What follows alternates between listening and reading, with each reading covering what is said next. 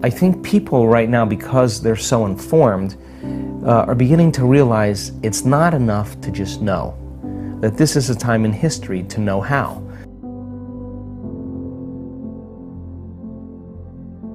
We have never, in all the studies we've done, we've never seen people be able to change their brainwaves as quickly and as efficiently as this particular group. The scale is off the chart.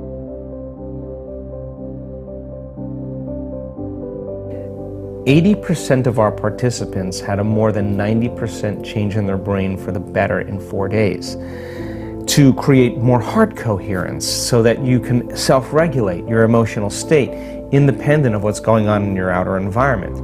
And so we've kind of narrowed it down to a formula. So the evidence that we're seeing in our scientific measurements sits on this side, and it's objective. It's not just subjective, you saying, oh, I feel better at the end of the event. No, well, we have science to prove that it's not just in your mind, it's in your brain. It's not just in your mind, it's in your body, right? And then there's this other arena that's starting to unfold that's actually surprising me on a daily basis, and I'm so changed because of it, because in our week-long events, we're witnessing miracles of biblical proportion. And I'm talking about blind people seeing, deaf people hearing, tumors shrinking, MS, huge changes, people with crutches and walkers or walking without them. I mean, we're seeing very significant changes taking place.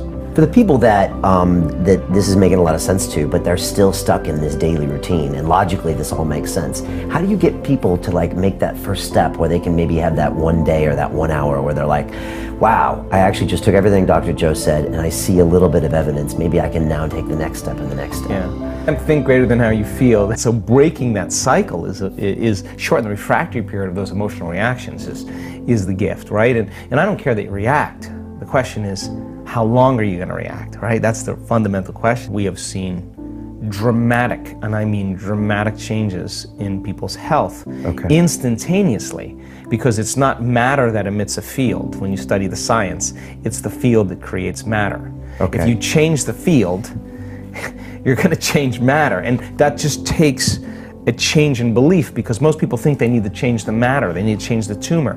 It's not your job to change the tumor. That's matter to matter. You have to change the pattern or the information in the field. I think the best way to say it is, if you're not defined by a vision of the future, you're left with the memories of the past. And people literally believe in their past more than they believe in their future. That's why they talk about their past more than they talk about their future. People romance their past. They're more in love with their past than they are in love with the future. And people who actually create amazing things in their life just were more in love with their future, and they kept it alive in their mind every day, and they, like feeding a plant or a garden, they're tending to that future every single day, and the delight that comes with it, and the excitement that comes with it, and the emotions that come with it, cause them to literally change their brain and body over time to begin to look like the future has already happened. Now think about that.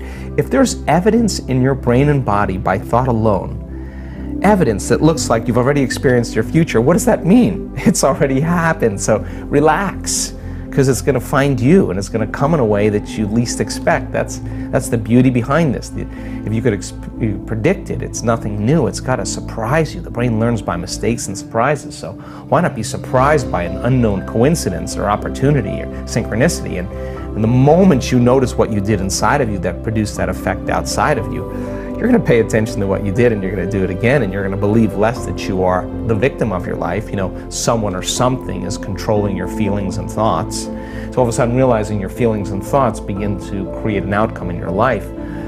I think that experience then causes a human being to feel empowered. They start to believe in themselves more, and I think when we believe in ourselves, I think we believe in possibility.